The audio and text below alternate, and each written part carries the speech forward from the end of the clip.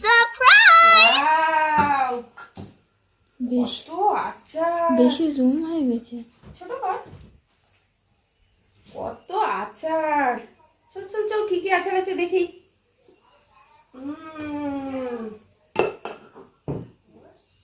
O my god, পিঁপড়ে ধরছে।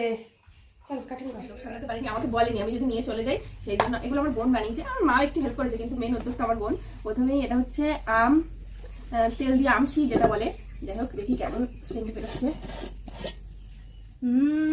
এটা মুড়ি দিয়ে অসাধারণ লাগবে। তারপরে আছে আমের আচার, যেটা মিষ্টি আচার। উফ, খুলতেই পারছি না। যাই হোক, মিষ্টি আছে। খেতে ইচ্ছে করছে, কিন্তু চামচ কই? চামচ এনে দে। হাত দেখে না বলবে কোথা থেকে বাজে কমেন্ট করে। ওকে, বাবা রাক্ষসের মতো লাগলো। মিষ্টির ভাগটা একটু কম, টক ঝাল মিষ্টি দেবে। এটা কি? এটাও আমের কিছু একটা, সব আমের সিজন চলে যাচ্ছে বলে বানিয়ে রাখা হয়েছে। কুল সিজন চলে যাওয়ার আগে কুলের আচার বানিয়ে রেখেছে। সব এখন খাবো, দেখো গাইস। তারপরে এটা হচ্ছে আম কুলে সর্ষে বাটা দিয়ে কি করেছে, এখানে দই যা। এটা কি কি দিয়ে খায়? এটা ভাত দিয়ে, মুড়ি দিয়ে।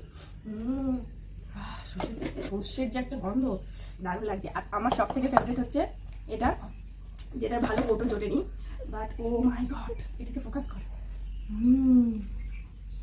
দারুণ। কতগুলো যে গোল্লা এখানে আছে জানি না, তার মধ্যে থেকে আমসত্ত্বগুলো গোল গোল পাকিয়ে রেখেছে, দেখো। ও মাই গড, একটা খুলছে। ও মাই গড, অসাধারণ। এগুলো আমি সব নিয়ে যাবো, ভয়টা আমাকে বলেনি, আমি যখন এসেছি এবার তো গায়ে। ও মাই গড, অসাধারণ মজা। দারুণ লাগবে।